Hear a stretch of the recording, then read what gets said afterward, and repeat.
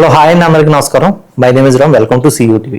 ఈరోజు ఈ కూటమి ప్రభుత్వంలో ఏం మారింది, ఆంధ్రప్రదేశ్ గవర్నమెంట్ ఎటువంటి నిర్ణయాలు తీసుకుంటుంది, అసలు మన రాష్ట్రానికి, ఆంధ్రప్రదేశ్ రాష్ట్రానికి రాబోయే రోజుల్లో మంచి జరుగుద్దా, లేకపోతే గత ప్రభుత్వ ఛాయలే ఇంకా కనిపిస్తున్నాయని చెబుతూ దాన్ని అలాగే కొనసాగిస్తారా, ఇది తెలుసుకోవాలి. ఫస్ట్ ఆఫ్ ఆల్ ఎందుకు ఈ మాట అంటున్నానంటే, గత ప్రభుత్వం జగన్మోహన్ రెడ్డి గారి ప్రభుత్వంలో రౌడీయిజం ఎక్కువైపోయిందనో, లేకపోతే ఈ ఎక్స్ట్రాక్షన్స్ ఎక్కువైపోయిందనో, లేకపోతే స్కామ్స్ ఎక్కువైపోయినాయనో, పథకాల పేరు చెప్పి మొత్తం ఊరు ఓడ అంతా తాకట్లు పెట్టేశారనో, ఏవేవో చెప్పి కూటమి ప్రభుత్వంలో ఉన్నప్పుడు పెద్దలు ఎవరైతే ఉన్నారో వాళ్ళందరూ కూడా గట్టిగా మోనోపోలీ చేశారు, లేకపోతే ఇంకేదో చేశారు. అయితే రాజకీయంలోకి గద్దెనెక్కారు. లేకపోతే 2024లో ఇప్పుడు కూటమి ప్రభుత్వం అయితే స్థాపించి మంచి పాలన తీసుకొస్తున్నారు. నాకు అందరికన్నా ఎక్కువగా నచ్చిన వ్యక్తి ఎవరంటే జనసేన పవన్ కళ్యాణ్ గారు.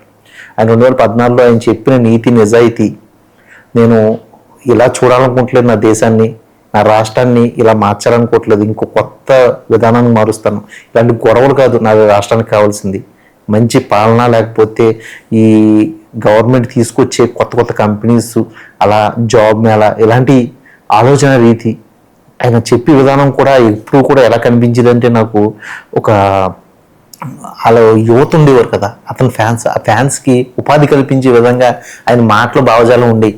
ఒకసారి ఆయన ఆవేశంగా మాట్లాడినా అది జగన్మోహన్ రెడ్డి గారి మీద కోపం మాత్రమే తప్ప, ఓకే, భారతదేశంలో లేకపోతే ఆంధ్రప్రదేశ్లో ఆయన దాని మీద ఎక్కువగా మాట్లాడేవారు. ఎక్కువ ఈ పాలనలో ఉన్న తప్పుల్ని ఎక్కువగా ఎత్తి చూపిస్తూ ప్రశ్నిస్తూ అతను ఒక మంచి పాలన కావాలి, ఒక మంచి భవిష్యత్తు కావాలి యువతకని చెప్పేవారు. అవన్నీ కూడా ఇప్పుడు కనిపించట్లేదండి.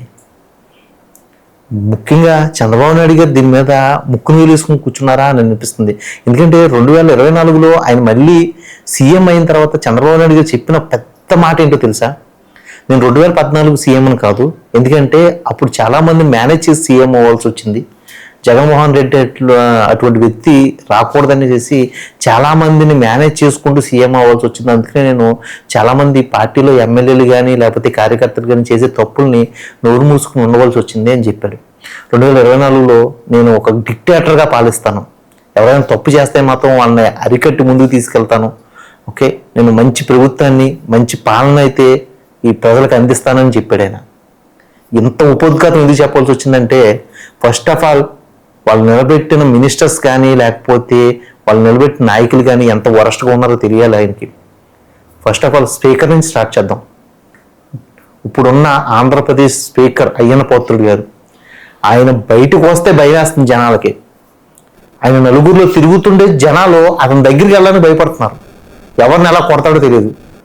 ఇంతకుముందు బాలకృష్ణ గారు కొట్టుకోడు అనుకుంటా, ఈ మధ్య బాలకృష్ణ గారు అలా కొట్టడం లేదు, ఆయన తగ్గాడు ఎక్కువ. అది నీకు కనిపించట్లేదు వీడియోలో, ఈ నీకు కనిపిస్తున్నాయి బండబూతులు, పచ్చిబూతులు. ఈ రోజు ఒక జాతరలో ఒక డప్పు కొట్టుకునే ఒక పేదవాడు మళ్ళీ వేరే ప్రభుత్వం లేకపోతే వేరే ప్రతిపక్షాలు మాట్లాడుతున్న అతన్ని దళితుడు చేసి మాట్లాడు, ఎందుకంటే ఇక్కడ క్యాస్ట్ ఫీలింగ్ తీసుకురాను. ఒక పేదవాడు అటువంటి వ్యక్తిని లాగి చెంప మీద కొట్టేశాడు. ఎందుకు కొట్టాడు రా అంటే, అతను డప్పు కొట్టుకుంటే అతను ముందుకి ఫోకస్ అయ్యాడు, దాంతో కొట్టాడు. వినా అక్కడ గవర్నమెంట్ రాజ్యాంగం ఇదేనా మీకు చెప్పింది, ఇదేనా మీకు ఇచ్చింది? ఇటువంటి ఆయన్ని స్పీకర్ చేశారు. అతను గతంలో జగన్మోహన్ రెడ్డి గురించి మాట్లాడేటప్పుడు సావలేదు అన్నట్టుగా ఏదో మాట్లాడాడు, ఇంకా అవన్నీ వేరే విషయాలు. ఇటువంటి వ్యక్తి స్పీకర్. నెక్స్ట్ ఎమ్మెల్యేలు, ఒక్క ఎమ్మెల్యే కూడా సరిగ్గా లేడు అని చెప్పడానికి బోలెని ఉదాహరణలు ఉన్నాయి. నేను శ్రీకాకుళం నుంచి అనంతపురం దాకా తీసుకుంటే ప్రతి ఎమ్మెల్యే దగ్గర ఎక్స్ట్రాక్షన్ కనిపిస్తుంది. వీళ్ళని అరికట్టే విధంగా అయితే మాత్రం ఎక్కడెక్కడ కనిపించట్లే. ఓకే, ఇప్పుడు ఈ రైల్వే కోడూరుకు సంబంధించిన విషయం గురించి మాట్లాడదామండి. ఎందుకంటే నిన్న రైల్వే కోడూరులో ఆ అరవా సేదర్కి లేకపోతే ఆ హర్షవేణ అనే అమ్మాయి ఎవరైతే ఉందో వాళ్ళిద్దరి మధ్య జరుగుతున్న ఆ వ్యక్తిగత వ్యవహారం, వాళ్ళు ఫస్ట్లో కొంచెం అల్లరి చేసుకున్నా కానీ తర్వాత ఆ హర్షవేణ అనే అమ్మాయి చెప్పేసింది, ఇది రాజకీయానికి సంబంధం లేదు, నాకు ఏదైనా అరవా సేదర్ ఒక సెటిల్మెంట్ చేయమను, నేను నా కన్న కొడుకును కూడా నాకు కాకుండా చేసుకున్నాను అంటూ ఆవిడేదో కొంచెం మాట్లాడింది. అయితే నిన్న మరి ఇక్కడ ఏం జరిగిందో అనేది పర్టికులర్గా లేదు. ఆ అమ్మాయి చెప్తున్న వెర్షన్ అయితే మాత్రం, నేను నా కొడుకు కోసం ఏదో ఫుడ్ తీసుకెళ్ళటానికి వస్తే రోడ్డు మీద అరవాస్ ఏదో కేక్ కటింగ్ చేసుకుంటాకు వచ్చాడు, నన్ను చూసి తాటంశెట్టి నాగేంద్రని దింపాడు. తాటంశెట్టి నాగేంద్ర ఎవడంటే జనసేన పార్టీకి సంబంధించిన లీడర్. అతను కర్ర తీసుకుని అమ్మాయిని కొట్టి విధానం చూస్తే నాకు చాలా బాధ అనిపించింది. ఆ అమ్మాయి అరిచినా తప్పు చేసినా అక్కడ మీకు రాజ్యాంగం ఉంది, మీరు అధికార పక్షంలో ఉన్నారు, మీకు పోలీస్ డిపార్ట్మెంట్ ఉంది, వాళ్ళని కదా పెట్టి మీరు నిర్మూలించాలి. కర్ర తీసి కొట్టేస్తారా? ఆడదాన్ని కొడతారా? ఇదే మరి మీరు చేసేది. ఇంకెలా చెప్పుకుంటూ పోతే ఇంకెంతకన్నా నీచమైన పాలన లేదు. దీని మీద స్పందించడానికి కూడా టైం లేని మా జనసేన ఎవరైతే ఉన్నారో అధికారులు, మరి వాళ్ళు ఏ విధంగా తీసుకుంటారో తెలియదు. నెక్స్ట్ జనాలను ఓట్లాడడానికి వెళ్తారా? వెళ్ళరు. ఇప్పుడు వరకు ఈ పాలన చూస్తుంటే భయం వేస్తుంది, ఇండియాలో బతకాలా లేదా అని. మొత్తం భారతదేశం అంతా కూడా అధికార పక్షంలో ఎవడుంటే వాడు ఆ పాలన చేసే విధానం చూస్తుంటే వాళ్ళు కొత్త జీవులు కూడా క్రియేట్ చేస్తున్నారు. ఎవరైనా సరే ఇటువంటి పాలన ప్రశ్నిస్తే, ఆ పాలన ప్రశ్నించి విధానంలో కొంచెం ఆర్ష్గా ప్రశ్నిస్తే ఆ జీవోలు కొత్తగా తీసుకొచ్చి వాడికి 7 ఏళ్ళు జైలు శిక్ష అంట. ఇప్పుడు తెలంగాణలో జరుగుతుంది అది. ఇంకెలా ప్రశ్నించకూడదు, బ్రిటిషుడే బెటర్ ఏమో అనిపించే విధంగా ఉంది పాలన. బతకడానికి ఒక సిటిజన్కి కానీ ఒక సాధారణ పౌరుడికి కానీ ఈ దేశంలో రక్షణ లేదేమో అనిపించే విధంగా ఉంది. ఎవరైనా సరే ఈ దేశంలో బతకాలంటే ఏదో ఒక పార్టీకి కొమ్ము కాసుకుని వాళ్ళకి అడుగులకు మడుగులుతూ బతకాలేమో అనే విధంగా ఈ పాలనా వ్యవస్థ ఉంది అని చెప్పడంలో ఇంకా అతిశయక్తి లేదు. ఇలాంటి పరిస్థితులకు దారితీస్తుంది. రాబోయే రోజుల్లో ఇంకెలా బతకాలి? ఎందుకంటే ఢిల్లీలో రాఘవ్ చద్దా, మీకు అందరికీ తెలుసు, రాజ్యసభ సీట్ ఇచ్చారు ఆమ్ ఆద్మీ పార్టీ. అతను ఒక చిన్న 4-5 క్వశ్చన్ రేజ్ చేశాడు. ఆ క్వశ్చన్స్ ఏంటంటే 28 రోజులే మొబైల్ యొక్క డేటా ఉంటుంది, నెల రోజులకు సంబంధించిన అమౌంట్ తీసుకుంటున్నారు 28 రోజులు అని ప్రశ్నిస్తే దాని మీద గవర్నమెంట్ స్పందన లేదు. కానీ ఇమీడియట్గా అతన్ని గవర్నమెంట్ సస్పెండ్ చేసింది రాజ్యసభ నుంచి. అది కట్ చేస్తే చివరికి ఆమ్ ఆద్మీ పార్టీ కూడా అతన్ని పక్కన పెట్టేస్తుంది. అంటే ఒక బిజినెస్ మ్యాన్స్కి కొమ్ము కాసే విధంగా పార్టీలు తయారైపోయినాయి. మరి ఇంకా ప్రజలకి ఏం న్యాయం చేస్తారు? ప్రజలకి ఏమి న్యాయం జరుగుతుంది అనేది అడుగుతున్నా. ఇలా చెప్పుకుంటూ పోతే భారతదేశంలోనే కాదు, ఇంకా భారతదేశ వ్యవస్థలో ఇంత భయంకరమైన పాలన ఉంటే ఇంకెక్కడ కూడా బతకలేమేమో. గతంలో ఒకసారి అమెరికన్ అన్నట్టుగా అమెరికన్ వైఫ్ ఈ ఇండియాలో బతకడం చాలా భయంకరంగా ఉంది, కష్టంగా ఉంది అన్నట్టుగా ఈ పాలన కనిపిస్తుంది. సోషల్ మీడియాలో ఇంత భయంకరంగా కనిపిస్తుంది అంటే సోషల్ మీడియా కనిపించని వ్యవస్థ ఏదైతే ఉందో అది ఇంకెంత భయంకరంగా ఉంటుందో.